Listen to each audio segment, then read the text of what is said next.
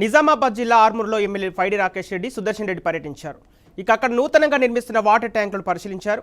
ఆర్మూర్లో నీటి సమస్యలు రాకుండా చర్యలు తీసుకుంటామన్నారు. అనంతరం మున్సిపల్ కార్యాలయం వద్ద నిర్వహించిన ప్రొఫెసర్ జయశంకర్ జయంతి వేడుకల్లో పాల్గొన్నారు.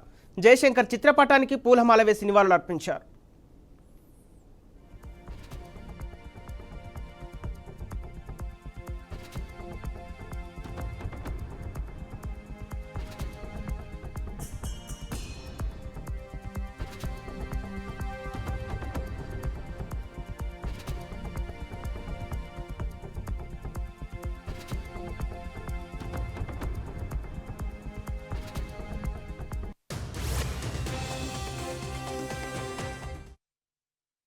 గుట్ట మీద ట్యాంక్ చూసింది 36వ వార్డు, అది 13 వార్డ్స్కి ఇస్తారు, 13 వార్డ్స్కి వస్తుంది.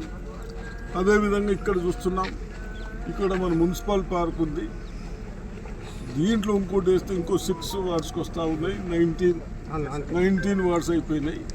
ఈ విధంగా పైపులు బాగా దూరం నుంచి వేయకుండా, రోడ్లు ఖరాబ్ కాకుండా, మళ్ళీ పైపులు ఖరాబ్ కాకుండా దగ్గర వేసుకుంటూ ట్యాంక్స్ కట్టుకుంటూ మంచి వాటర్ ఇచ్చడానికి ప్రయత్నం చేస్తున్నాం. దాంట్లో భాగంగా ఎమ్మెల్యే గారు మేము వచ్చినాం.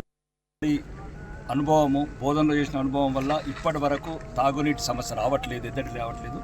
దాన్ని స్ఫూర్తిగా తీసుకుని ఆర్మూర్లో సుమారు రాబోయే 20 సంవత్సరాల వరకు సుమారు 43 కోట్లతో కేంద్రం రాష్ట్ర ప్రభుత్వం ఆధ్వర్యంలో భాగస్వామ్యంలో ఈ నీళ్ళ ట్యాంకులు నిర్మిస్తున్నాము.